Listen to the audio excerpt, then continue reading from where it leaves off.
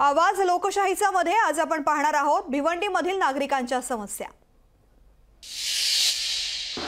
देशाला स्वातंत्र्य मिळून 75 वर्ष पूर्ण झाले असून सुद्धाही आजही आदिवासी पाड्यामध्ये अनेक नागरिकांच्या समस्या ह्या आजही वंचित असल्याचे दिसतं चित्र जे आहे ते आज दिसत आहे। आता काल परवाचे पाणी दिला बघा तुम्ही, नला पाय कुठे ठेम ठेम गल्ला तरी बघा बघू आहे का पाणी। निष्पन्न अर्धा पाऊण तास पाणी सोडतात, नला की बंद करतात, मग आम्ही काय करणार आहे। अजून 3 महिन्यापासून या वाडीला पिण्याचं पाणी नाही आणि गावातील काही लोकांनी ग्रामपंचायत प्रशासनाने 3 महिन्यापासून या वाडीचं पाणी खंडित केलंय। स्वातंत्र्याचा अमृत महोत्सव होऊन गेला आणि आता आपल्या देशाचं जे संविधान आहे ज्याच्यावर देश चालतो त्या संविधानाचा अमृत महोत्सव आपण साजरा करणार आहोत पुढच्या वर्षी। आणि त्या कालावधीमध्ये इथल्या आदिवासी दुर्बल घटकाला पिण्याच्या पाण्यापासून वंचित ठेवलं जातं। या श्रमजीवी संघटना कुठे कुठे पोहोचणार? ज्या ठिकाणी दुर्गम भागात आदिवासी बांधव आज दुर्बल अवस्थेत राहतात त्यांच्यापर्यंत स्वातंत्र्याचा प्रकाश कधी पोहोचणार? 14 वर्षापासून येऊन पैसे भरत नाही। का नाही भरलं? का पाणी नाही।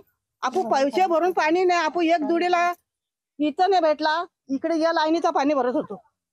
हा ते लाईनीच्या बायांना पण नला का त्यांना पाणी देऊ नका, आवलोट्यावरून पाणी आणता। तो आवलोट्यावरून पाणी पिला मी वायला, आम्ही दोघं नवरा बायकोनी। मग गावातल्या बायांच्या तक्रारी पण केल्या तरी पण त्यांना पण झालं का आम्हाला पाणी नाही, तुम्ही येऊन बघा। तेव्हा कोणी आल्या नाही ना, पाईप कापाला कशा सगळ्या हजर झाल्या। त्या दिवशी मोहाच्या पाड्यामध्ये संघटनेचे कार्यकर्ते जमा झाले आणि इथे 3 महिने या लोकांना पाणी नव्हतं। एक मैल पाण्यासाठी वन भटकावं लागत होते। एक दीड मैल पाण्यावर जिथे जात होते पाण्याला तिथे सुद्धा ही लोक बोलत होती का यांना पाणी देऊ नका। कशा करता पाणी देऊ नका? तेव्हा संघटनेची लोक आले आणि आता 2 दिवसापूर्वी पाणी यांना प्यायला पाणी मिळाले। अशी इथली परिस्थिती। या वाडीची घरकुलं बघा तुम्ही, बहुतेक कुरांची घरं आहेत। इथे काय हे जमीनदारांना मिळालेले स्वातंत्र्य आहे का? हे ठेकेदारांना मिळालेले स्वातंत्र्य आहे का? हे सावकारांना मिळालेले स्वातंत्र्य आहे का? हे पक्षपुढाऱ्यांना मिळालेले स्वातंत्र्य आहे का? अशी इथली परिस्थिती आहे। आणि बीएमसीचं जे पाणीपट्टी होती ती थकीत ती तशीच ठेवली। शेवटी ग्रामपंचायतीला बिडून पत्र काढावं लागलं की यांच्यावर गुन्हा दाखल करा, परंतु तो गुन्हा आज तागायत दाखल झालेला नाही। तो गुन्हा जर दाखल झाला असता तर आज ही परिस्थिती मोहाच्या पाड्याची अशी निर्माण झाली नसती। अजूनही आम्हाला खात्री माहिती आहे की भिवंडी तालुक्यामध्ये अजून अनेक ग्रामपंचायती स्वतः पाणीपट्टी वसूल करत नाहीत, तर काही खाजगी लोक पाणीपट्टी वसुली करतात।